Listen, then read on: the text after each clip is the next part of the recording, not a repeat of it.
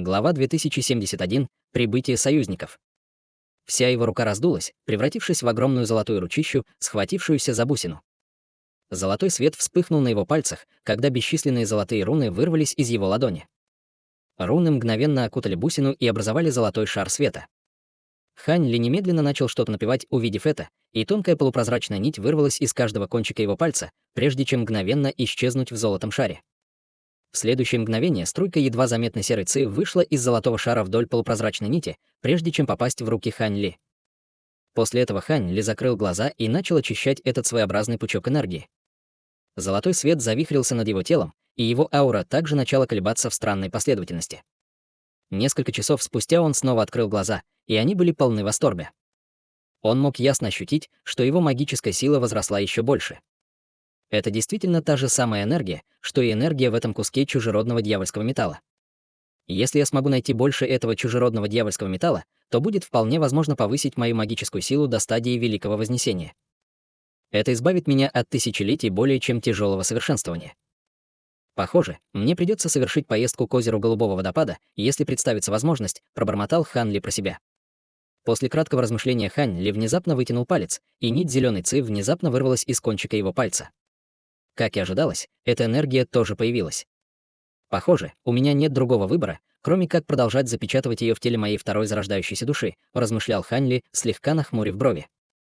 Количество серой ци, которую он очистил, составляло менее 10% от того, что содержалось во всей кристаллической бусине. И если бы он мог очистить всю энергию внутри бусины, то это увеличило бы его магическую силу более чем на 10%. В качестве меры предосторожности Хань Ли решил не очищать всю энергию сразу. Вместо этого он планировал очищать энергию понемногу в течение примерно полумесяца. При этом регулярно проверял укрепление своей базы совершенствования между каждым сеансом культивации. Это предотвратило бы любые потенциальные негативные эффекты слишком быстрого роста его магической силы. Ведь таинственной энергии, которую он получил по этому поводу, было более чем в 10 раз больше, чем в прошлый раз.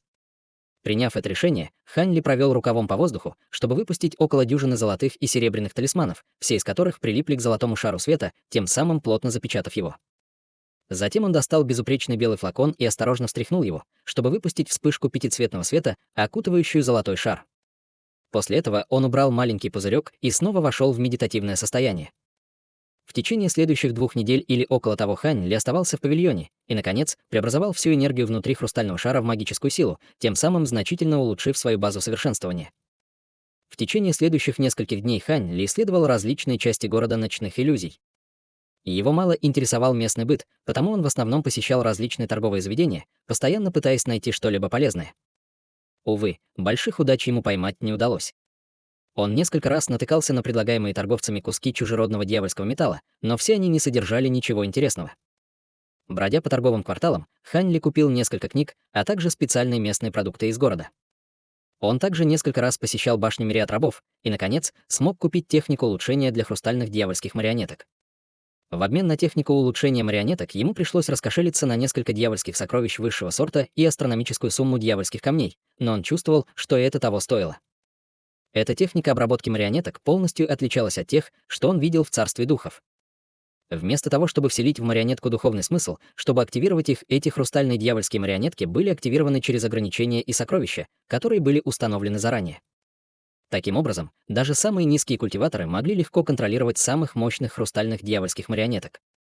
Вдобавок ко всему, не было ограничений на количество марионеток, которыми можно было управлять, и даже низкоуровневые дьявольские существа могли с легкостью управлять армией этих марионеток. Хань Ли, естественно, был очень удивлен, услышав это. Но, к сожалению, в этом мире нет ничего идеального. Эти хрустальные дьявольские марионетки на самом деле имели много невероятных преимуществ, но у них также было много недостатков, наиболее заметным из которых было то, что из-за того, что ими нельзя было управлять с помощью духовного чувства, они могли только следовать некоторым простым инструкциям через их основные ограничения. В результате атаки этих марионеток были очень прямолинейными и легко предсказуемыми, а также они были значительно менее мощными, чем другие марионетки того же калибра. Вдобавок ко всему, усовершенствовать силы этих марионеток было крайне хлопотно, да и используемые материалы были очень дорогими. Чем выше был калибр хрустальных дьявольских марионеток, тем дороже их производство, и это тоже очень расстраивало Хань Ли. Так это то, что даже после такой высокой цены техника улучшения марионеток, которую он купил в башне Мириад рабов, был только для марионеток низкого и среднего уровня. По словам двух старейшин стадии пространственной закалки башни Мириад рабов города ночных иллюзий, метод улучшения высококачественных хрустальных дьявольских марионеток был известен только высокопоставленным старейшинам уровня дьявольских лордов башни Мириад рабов, и этот метод не был выставлен на продажу. Более того, даже высококачественные хрустальные дьявольские марионетки очень редко продавались в башне Мириад рабов. Это, естественно, очень разочаровало Ханли, но он не обратил на это особого внимания. Если бы он даже смог накопить огромное количество этих высококачественных хрустальных дьявольских марионеток, они не принесли бы ему особой пользы при его нынешнем уровне силы.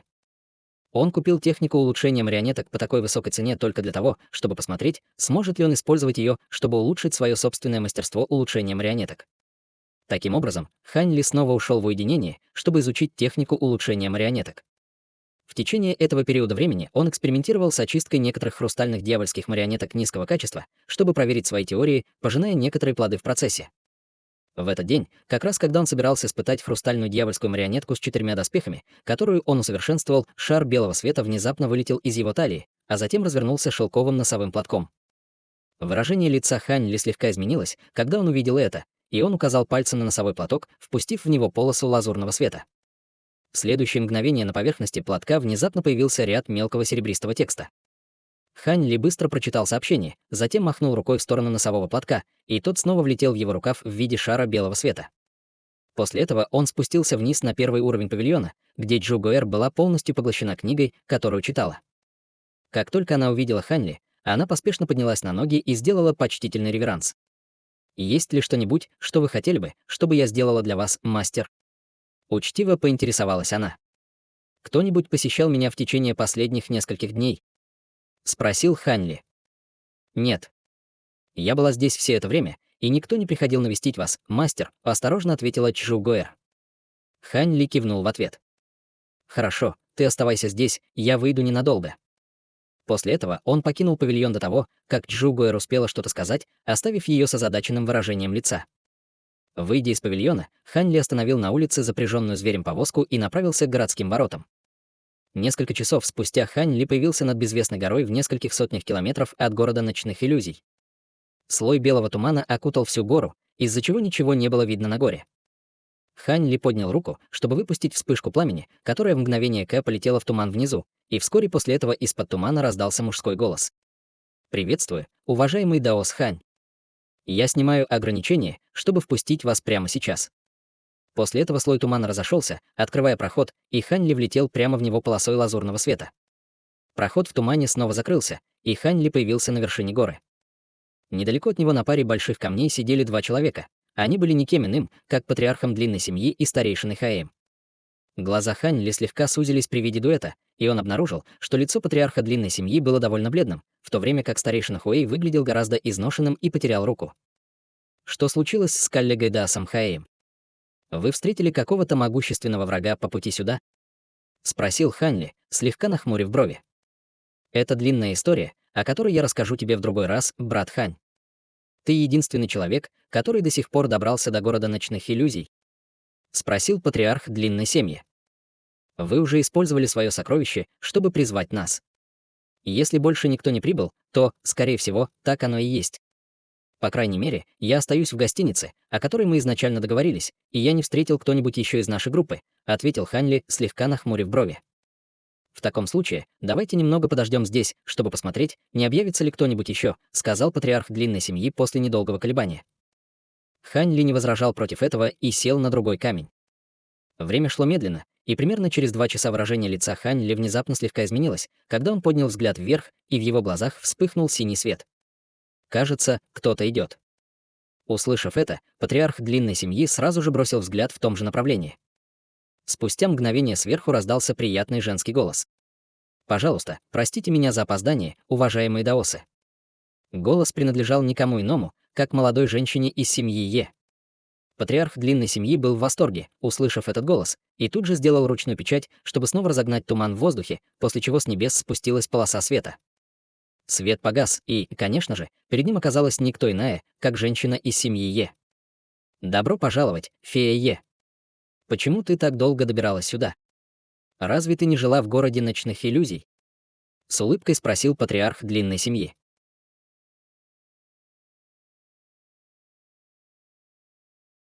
Глава 2072. План. Я только что прибыла сюда. Точнее, около полумесяца назад. И я не культивировала никаких дьявольских искусств. Даже с маскировкой бусины дьявольского притворства. Я не осмелилась войти в город, поэтому я планировала подождать и понаблюдать за происходящим у городских ворот. Это у меня заняло несколько дней. Похоже, вы двое тоже только что прибыли, а уважаемый Даос Хуэй, кажется, в довольно плохом состоянии, сказала женщина из семьи Е, слегка нахмурив брови от беспокойства. Мы столкнулись с некоторыми неприятностями во время нашего путешествия и прибыли только вчера. В отличие от этого уважаемый Даос Хань, похоже, прибыл довольно давно. Брату Хаю очень не повезло. Он столкнулся с королевой муравьев, спасаясь от муравьиной волны. И был поражен ее ядом. К счастью, он уже принял противоядие, но ему пришлось долго отдыхать, чтобы усовершенствовать лечебный эффект противоядия, поэтому мы так долго добирались сюда. Патриарх длинной семьи тяжко вздохнул. Понятно. Теперь неудивительно, что брат Хая так плохое выглядит.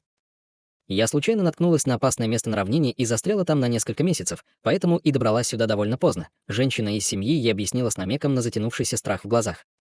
Мое путешествие сюда было довольно гладким, и я прибыл в город ночных иллюзий несколько месяцев назад. Однако я еще не встретил уважаемого Даоса Линя или кого-либо из наших товарищей даосов из расы духов. Может быть, с ними что-то случилось. Хань Ли нахмурил брови. Патриарх длинной семьи ответил с мрачным выражением лица. Конечно, нет. Уважаемый Даос Линь является практикующим интегратором тела и владеет несколькими типами первоклассных техник движения. Даже если он столкнулся с врагами, которых не может победить, он должен был убежать от них. Для него это не проблема.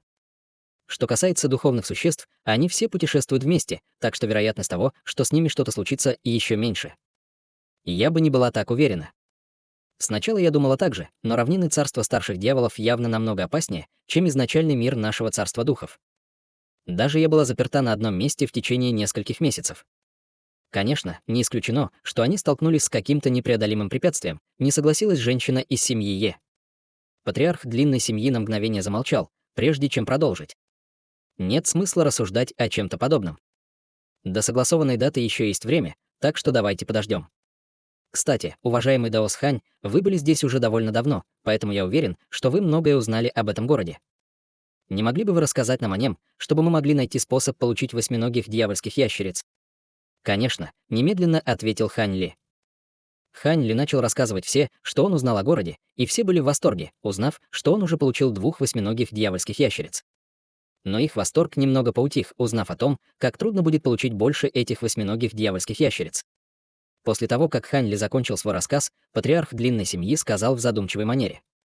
«Брат Хань, не могли бы вы уточнить, почему именно процветание этих основных семей зависит от этих восьминогих дьявольских ящериц? Ящерицы есть в каждой из главенствующих семей. Из того, что я слышал, в каждой крупной семье есть только несколько десятков этих восьминогих дьявольских ящериц, и они пользуются таким большим уважением именно из-за их способности свободно перемещаться по пустыне воя иллюзий. Только с этими восьминогими дьявольскими ящерицами основные семьи могут путешествовать вглубь пустыни воя иллюзий в поисках всех видов ценных материалов. Учитывая такую огромную прибыль, понятно, почему эти основные семьи так не хотят расставаться со своими восьминогими дьявольскими ящерицами, объяснил Хань Ли. Выражения всех немного помрачнели, когда они услышали это. Спустя долгое время женщина из семьи Е спросила. «Как вы смогли убедить семью Бай дать вам 2 восьминогих дьявольских ящериц?» Семья Бай пригласила меня позаботиться о дьявольском звере, захватившем одну из их шахт в пустыне. Однако мне очень повезло, что я столкнулся с такой возможностью, и, скорее всего, это невозможно повторить, Хань Ли ответил с улыбкой. «Похоже, вам действительно крупно повезло», слегка завистливо сказала женщина из семьи Е. Хань Ли просто улыбнулся и ничего не ответил. Патриарх длинной семьи некоторое время молчал, прежде чем окончательно принять решение. Как насчет этого? Я также культивировал дьявольское искусство в прошлом, поэтому я должен быть в состоянии выдать себя за дьявольское существо с помощью маскирующего эффекта бусина дьявольского притворства. Вы двое пока держитесь подальше от города и постоянно поддерживаете связь с нами. До прибытия всех остальных, уважаемый Даос Хань и я посмотрим, сможем ли мы получить больше дьявольских ящериц. Если мы не сможем этого сделать, тогда у нас не будет другого выбора, кроме как внедриться в одну из крупных семей и либо украсть несколько дьявольских ящериц, либо забрать их силой. Конечно, мы прибегнем к этому только в том случае, если нет других вариантов. Это хорошее предложение. В городе ночных иллюзий намного больше дьявольских лордов, чем в городе кровавых ворон, поэтому одних бусин дьявольского притворства может быть недостаточно, чтобы замаскировать уважаемого Даоса Хая и меня. Тогда нам придется рассчитывать на вас двоих, согласилась женщина из семьи Е, кивнув. Старейшина Хуэй тоже не возражал против этого. После этого они разработали конкретный план, учитывавший все возможные несчастья, после чего вчетвером они ушли с горы. В отличие от совместного путешествия, Хань Ли и патриарх длинной семьи вошли в город ночных иллюзий один за другим. Они решили идти порознь, чтобы не привлекать к себе лишнего внимания. Первым прибыл Хань Ли. А почти полдня спустя мужчина средних лет с поздней стадией пространственной закалки появился в городе. Это был никто иной, как патриарх длинной семьи, который замаскировал свою собственную базу совершенствования.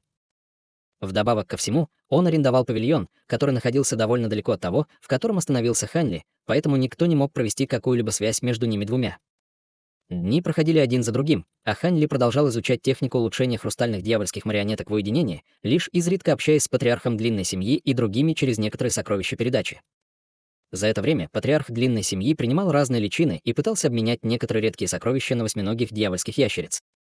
Он обращался в основные семейства города ночных иллюзий, но все его попытки оказались безрезультатными. Однако он не был обескуражен из-за этого.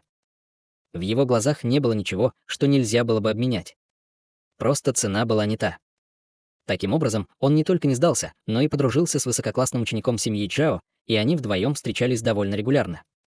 Хань Ли не был удивлен этой новостью, но и не вмешивался. Он просто ждал, принесут ли плоды методы патриарха длинной семьи. Однако, прежде чем здесь был достигнут результат, святые духи наконец прибыли в город ночных иллюзий. Патриарх длинной семьи, естественно, был в восторге, услышав это, и вместе с Хань Ли покинул город, чтобы поприветствовать своих недавно прибывших товарищей. Несмотря на то, что они пришли немного позже, чем патриарх длинной семьи и другие, все они были живы и здоровы. Во время их встречи Хань Ли не мог не бросить несколько дополнительных взглядов на Святого Духа по имени Чжи Шуй. Возможно, это было просто его воображение, но аура, выпущенная этим Чжи Шуем, казалась более опасной, чем в прошлом.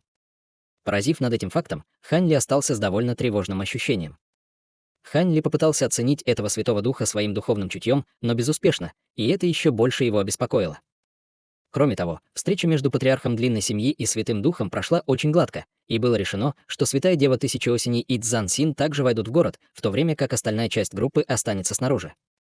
С двумя дополнительными союзниками патриарх длинной семьи продолжил свой план и твердо нацелился на семью Джао. С одной стороны, он медленно поднимал цену, которую предлагал, а с другой стороны, он искал место, где семья Джао держала своих дьявольских ящериц. Было ясно, что он подготовил два плана, последний из которых заключался в том, чтобы силой забрать дьявольских ящериц из семьи Джао.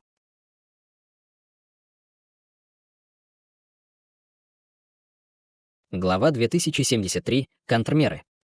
В определенный день 2 месяца спустя Хань Ли и все остальные собрались во временном пещерном жилище за городом. Человек из семьи Линь едва успел прибыть до оговоренной даты, и все оценивали его со странными выражениями. Когда-то он выглядел как мужчина средних лет, но с тех пор его волосы поседели, а кожа значительно сморщилась и потрескалась, что сделало его похожим на пожилого мужчину. Что было еще более шокирующим, так это то, что один его глаз пропал, как будто он был вырван прямо из глазницы. Вдобавок ко всему, его аура уменьшилась менее чем на треть от прежней силы, и она тоже казалась чрезвычайно слабой. «Что с тобой случилось, уважаемый Даос Линь?» — мрачно спросил патриарх длинной семьи. «Я столкнулся с ордой высасывающих душу зверей на равнинах, и они поглотили большую часть моей истинной сущности. К счастью, я смог сбежать после того, как взорвал несколько моих самых могущественных сокровищ», — ответил человек с кривой улыбкой, и его голос тоже стал очень хриплым и неприятным для ушей. «Высасывающие душу звери. Эти звери не так уж сильны. Как они довели тебя до такого плачевного состояния?» С удивлением спросила Святая Дева Тысячи Осеней. Обычные высасывающие душу звери, конечно, не представляли бы для меня угрозы. Но я столкнулся с высасывающим душу зверем, мутировавшим на стадии интеграции тела, вздохнул в ответ мужчина из семьи Линь. Мутировавший высасывающий душу зверь. Выражения лиц всех немного изменились, когда они услышали это. Правильно. Изначально он прятался среди других высасывающих душу зверей и замаскировался под одного из них, и я стал жертвой его внезапной атаки, подтвердил мужчина из семьи Линь с напряженным выражением лица. Патриарх длинной семьи на мгновение замолчал, прежде чем спросить. «Это действительно прискорбно. Каковы ваши планы на будущее, уважаемый Даос?» Мужчина из семьи Линь на мгновение заколебался, прежде чем дать смиренный ответ. Я в слишком плохом состоянии, чтобы войти в пустыню воя иллюзий. Я должен вернуться в царство духов и немедленно отправиться в уединение на несколько столетий, чтобы способствовать полному выздоровлению.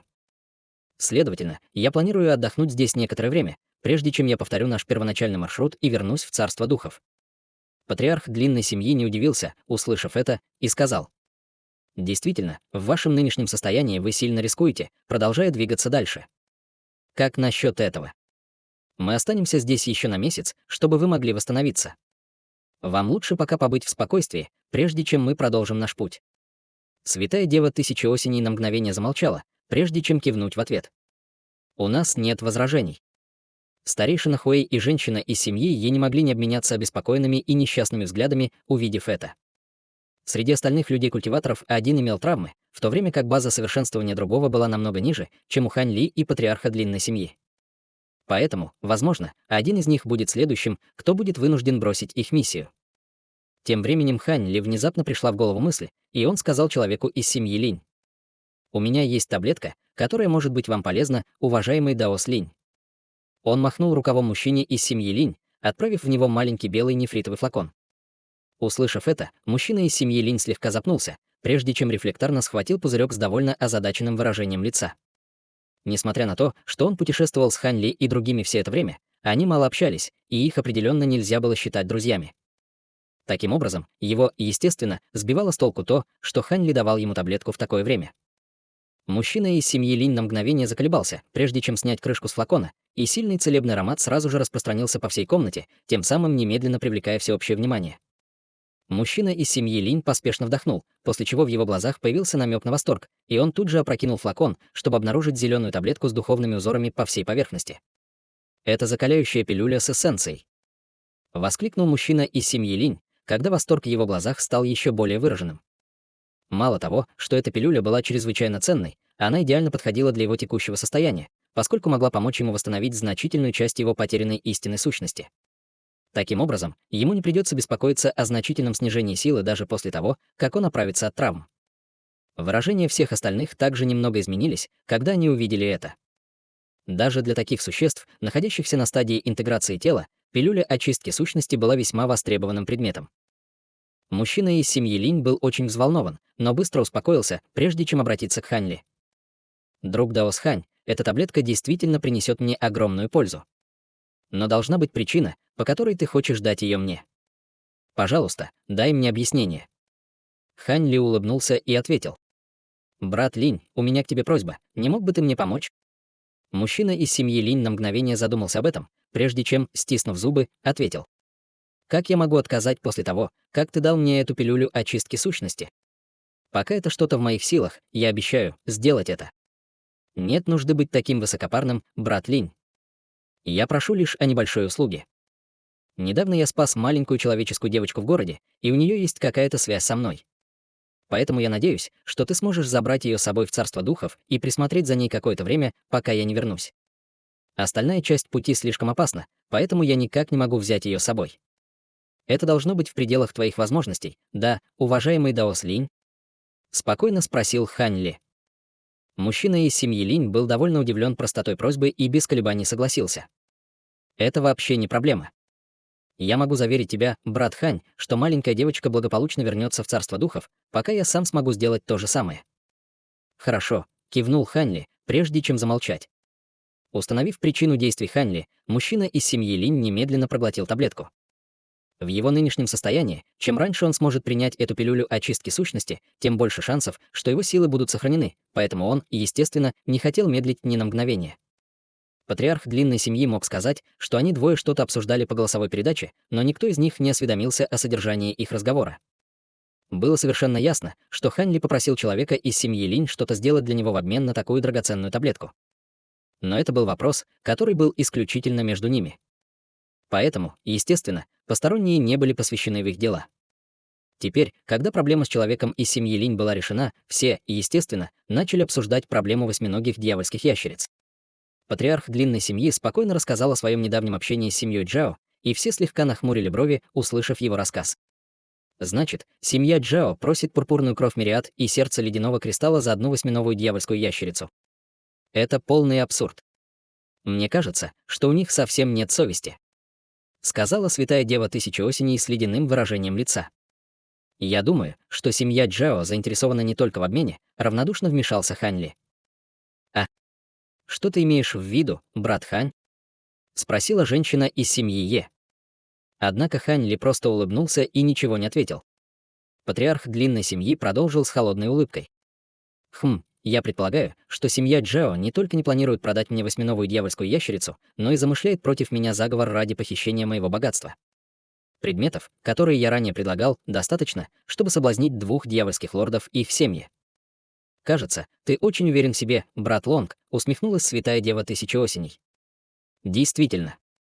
Видя, что семья Джао не желает расставаться ни с одной из своих восьминогих дьявольских ящериц, остальные три семьи, скорее всего, тоже не согласятся на обмен. В таком случае я клюну на наживку и заманю двух дьявольских лордов семьи Чао, в то время как вы все проникнете в семью Чао и украдите их восьминогих дьявольских ящериц. После этого мы сразу же войдем в пустыню воя иллюзий, холодно ответил патриарх длинной семьи, и коварство сверкнуло в его глазах. Отличная идея. Никто из семьи Джао не сможет остановить нас, если их дьявольские лорды уйдут. Однако вы уже нашли, где они держат своих восьминогих дьявольских ящериц? Спросила женщина из семьи Е. Хе-хе, я не просто слонялся по городу последние несколько дней, я уже выяснил, что семья Джао держит своих восьминогих дьявольских ящериц в двух местах. Одно из них — запретная зона, окруженная множеством ограничений, которым будет довольно трудно получить доступ даже при отсутствии дьявольских лордов. Что касается другого места, это временное пристанище для дьявольских ящериц. Я обнаружил, что несколько дьявольских ящериц семьи Джао вернутся примерно через полмесяца, и, как правило, они остаются в этом временном месте отдыха в течение нескольких дней, что предоставит нам прекрасную возможность. У брата Ханя уже есть две дьявольские ящерицы, так что и у нас их будет достаточно, когда мы поймаем их. Однако, обязательно воздержитесь от убийства и раскрытия ваших истинных баз совершенствования, если это возможно. Иначе, если мы привлечем внимание каких-то могущественных дьявольских существ поблизости, то у нас будут серьезные проблемы.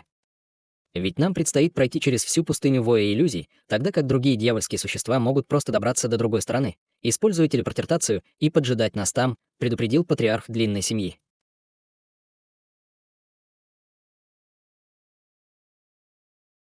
Глава 2074. Перехват. Будьте уверены, брат Лонг. Пока нам не придется столкнуться с какими-либо дьявольскими лордами из семьи Линь, нам не придется раскрывать наши базы совершенствования на стадии интеграции тела. Мы просто возьмем их восьминогих дьявольских ящериц и немедленно уберемся прочь, с уверенной улыбкой ответила святая дева Тысячи Осеней. Хань Ли и женщина из семьи Е, естественно, тоже не возражали. После этого все принялись обсуждать более тонкие детали операции и уточнять каждый отдельный шаг. Несколько часов спустя Хань Ли и другие покинули пещерную обитель и вернулись в город ночных иллюзий. В течение следующих 2 месяцев Хань Ли продолжал уединенно совершенствоваться в своем павильоне, ожидая наступления согласованной даты. За это время он несколько раз общался с патриархом длинной семьи, и казалось, что все идет очень гладко. Мало того, что патриарх длинной семьи соблазнил семью Джао на заговор против него, он заманил 2 дьявольских лордов семьи, которые решили нацелиться на него лично. Однако патриарх длинной семьи все это время оставался в городе ночных иллюзий, поэтому он не давал семье Джао возможности напасть на него. В этот день Хань Ли медитировал в своем павильоне, когда из его талии внезапно вырвался низкий звенящий звук, после которого появился шар белого света, который затем превратился в строку текста. Улыбка появилась на лице Хань Ли, когда он прочитал сообщение. Он сразу же встал и спустился вниз. Как только он добрался до холла на 1-м этаже павильона, он сразу же увидел Чжу Гуэр, сидящую на стуле у входа в павильон. Девушка одной рукой поддерживала подбородок и рассеянно смотрела в пространство. Как только Хань Ли вышел, Чжу Гуэр тут же пришла в себя и поспешно сделала почтительный реверанс. «Пойдем со мной», — проинструктировал Хань Ли, прежде чем выйти из павильона. Чжу Гуэр немного запнулась, прежде чем на ее лице появилось приподнятое выражение, и она поспешно последовала за Хань Ли. В течение этого недавнего периода времени Хань Ли никоим образом не оскорблял ее, но ей было очень скучно оставаться в павильоне целыми днями, и она чувствовала себя так, как будто ее заперли в клетке. Теперь, когда ей разрешили покинуть павильон с Хань Ли, она, естественно, была в восторге. Выйдя из павильона, Хань Ли остановил повозку, запряженную зверем, и вместе с Чжу Гуэр покинул город ночных иллюзий. Выехав из города, Хань Ли пронесся по Чжу Гуэр во вспышке лазурного света, прежде чем полететь к ближайшей безымянной горе. Вскоре Хань Ли спустился на гору, где его уже ждал мужчина из семьи Линь. Он по-прежнему выглядел как пожилой человек, но его седые волосы снова стали черными, а на щеках появился оттенок румянца. Это было явно благодаря пилюле очистки сущности, которую дал ему Хань Ли. «Это та младшая, о которой ты говорил, брат Хань?» — спросил мужчина из семьи Линь, взглянув на Джу Гоэр. «Она самая. У нее есть связь со мной, поэтому, пожалуйста, забери ее обратно в царство духов для меня». «Я заберу ее у тебя из рук, как только сам вернусь в царство духов», — ответил Хань Ли. «Уверяю вас, уважаемый Даос Хань, я принял вашу таблетку, поэтому позабочусь о ее безопасности. Брат Лонг говорит, что скоро реализует свой план, поэтому я собираюсь уехать сегодня», — сказал серьезно мужчина из семьи Линь. «Это хорошая идея. В конце концов, было бы довольно хлопотно, если бы вы были вовлечены во все это», — сказал Хань Ли и кивнул. Затем он повернулся к Джу Гоэр, прежде чем продолжить. «У нас с тобой явно имеется какое-то родство, не зря же мы встретились здесь. Поэтому я помогу тебе вернуться к человеческой расе. Это великий старейшина одной из главных семей нашей человеческой расы. С ним ты будешь в надежных руках. Я объясню тебе все при следующей встрече». Джу Гоэр была совершенно ошеломлена, услышав это, и открыла рот, чтобы что-то спросить, но Хань Ли улетел в виде полосы лазурного света, прежде чем она успела что-то сказать. Таким образом, Джу Гоэр и человек из семьи Линь были единственными, кто остался на горе. «Давай, маленькая девочка, я возьму тебя с собой в царство духов», — сказал мужчина из семьи Линь со слабой улыбкой. «Царство духов? Вы действительно человек, старший?» «Старший Хань тоже человек?» Джу Гоэр была довольно умна и сразу же уловила связь, но она все еще не могла поверить. «Хе-хе, как ты думаешь, мы с братом Ханем будем изо всех сил пытаться обмануть такую маленькую девочку, как ты?» Усмехнулся мужчина из семьи Линь. Джу Гоэр была очень взволнована, услышав это, и спросила. «Что имел в виду старший Хань, когда сказал, что у меня есть связь с ним? Не могли бы вы просветить меня, старший? Я ничего об этом не знаю. Разве брат Хань не говорил тебе об этом ранее?» Слегка удивленно спросил мужчина из семьи Линь. «Я только что узнала, что старший Хань не является дьявольским существом. Откуда мне знать, какая у меня с ним связь?» Джу Гоэр озадаченно покачала головой. Однако затем она вспомнила, как Хань Ли спрашивал ее о ее великом искусстве реинкарнации, и ей начал приходить в голову ряд мыслей. Человек из семьи Линь был весьма заинтересован в отношениях между Джу Гоэр и Хань Ли, но сейчас было не время задавать вопросы. Таким образом, он поднял руку, чтобы освободить черную летающую повозку, которую тянули несколько змееподобных марионеточных зверей. Они вдвоем сели в карету, и марионеточные звери ожили, увлекая карету вдаль. Он был обеспокоен тем, что патриарх длинной семьи и другие вскоре приведут в действие свой план, поэтому он пришпорил запряженную марионеточными зверями повозку и погнал вперед так быстро, как только мог. Марионеточные змееподобные звери мчались изо всех сил. Они преодолели расстояние в миллионы километров всего за полдня. Когда летающая повозка мчалась над извилистым горным хребтом, в ушах мужчины из семьи Линь вдруг раздался равнодушный женский голос. «Раз ты уже здесь, почему бы тебе не навестить меня?» Как только голос стих, в воздухе над летающей каретой внезапно вспыхнули пространственные колебания, и бесчисленные розовые цветочные лепестки появились, прежде чем превратиться в гигантскую руку, которая с грохотом рухнула на карету. Цветочный аромат вырвался наружу, и казалось, что все небо рухнуло, не давая экипажу возможности уклониться. Вот дерьмо. Мужчина из семьи Линь, естественно, был очень встревожен этим и поспешно сложил ручную печать, подняв другую руку вверх. Марионеточные змееподобные звери, тянущие повозку, одновременно подняли головы, а затем выпустили несколько толстых столбов света разных цветов прямо вверх. Одновременно появился белый световой барьер, закрывающий всю повозку. В то же время костяной клинок, вылетевший из рукава мужчины из семьи Линь среди взрыва черной ци, мгновенно увеличился до нескольких сотен футов в длину, прежде чем ударить по массивной розовой руке. Пространство за гигантским лезвием непрерывно искривлялось и растягивалось, как будто его собирались разрезать на части. Несмотря на то, что человек из семьи Линь в настоящее время был сильно ослаблен, он все еще был культиватором интеграции тела, и его атаки, безусловно, не вызывали насмешек. В следующее мгновение столб света и гигантский клинок ударили в массивную руку на фоне сотрясающего землю грохота, заставившего пространство в радиусе нескольких десятков километров сильно содрогнуться. Столпы света были уничтожены шквалом розового света, выпущенным гигантской рукой, и огромное костяное лезвие также было разбито на куски взрывом непостижимо огромной силы. Увидев это, мужчина из семьи Линь сразу же смертельно побледнел и тут же попытался высвободить другие способности, но было уже слишком поздно. Розовый свет наверху устремился вниз, и световой барьер вокруг летающей повозки мгновенно разорвался на части. Мужчина из семьи Линь сразу почувствовал, что его магическая сила стала крайне вялой, и он начал терять сознание посреди цветочного аромата. Когда он уже почти потерял сознание, он услышал испуганный крик Джу Гоэр, и на его лице появилась кривая улыбка. Полдня назад он дал смелое обещание Ханли, но теперь он сам был в серьезной опасности. Как только эта мысль успела прийти ему в голову, он тут же в бессознательном состоянии рухнул на пол летающей повозки. Лишь через 2 часа он медленно пришел в себя. Как только он открыл глаза, то сразу понял, что находится в темном лесу. Он поспешно осмотрелся и обнаружил, что находится внутри цветочного дерева, а его тело окутано бесчисленными цветочными лепестками. Это было очень красивое зрелище, но его тело было чрезвычайно слабым, а его дантянь был совершенно пуст, как будто вся его магическая сила исчезла. Его сердце упало, когда он огляделся вокруг, но прежде чем он увидел что-то примечательное, внезапно раздался резкий мужской голос. «Госпожа Баахуа, человек проснулся».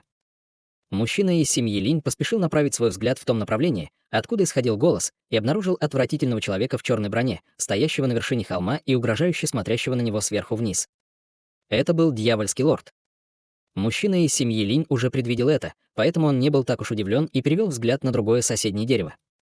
У подножия дерева была розовая цветочная проекция, и как только голос мужчины в черной броне затих, из нее появилась несравненно великолепная женщина в белом платье. Женщина медленно открыла глаза и перевела взгляд на мужчину из семьи Линь. Их взгляды встретились, и человека поразило чувство дезориентации, смешанное с неописуемым чувством преданности. В тот момент он был готов отдать свою жизнь за эту женщину, не задумываясь.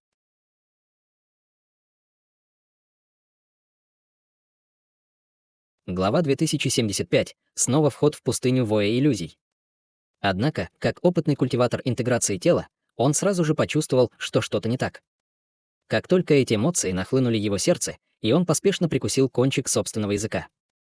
Острая боль моментально привела его в чувство, но выражение шокирующего ужаса появилось на его лице, когда он уставился на женщину, как будто оценивая злобное чудовище. Он, с трудом сдерживая дрожь, проговорил. «Ты священный предок». Магическая сила мужчины была полностью опустошена, но его духовное чутье оставалось таким же могущественным, как и прежде. Таким образом, он сразу понял, что только священный предок мог оказать столь сильное воздействие. Женщина была никем иным, как священным предком Баахуа, которая все это время следовала за Ханли и другими, и она сказала: «Священный предок. Думаю, ты можешь называть меня так. Сотрудничай со мной. В этом случае я дарую тебе безболезненную смерть, и есть вероятность, что ты все же сможешь перевоплотиться. Если ты решишь сопротивляться, то мне придется использовать некоторые специальные методы, чтобы узнать, чего я хочу знать, и твоя душа будет уничтожена в процессе». Мужчина из семьи Линь ответил с кривой улыбкой. «Я полностью в твоей власти, так что можешь спрашивать меня, о чем хочешь. Я рада, что ты можешь правильно оценить свою текущую ситуацию.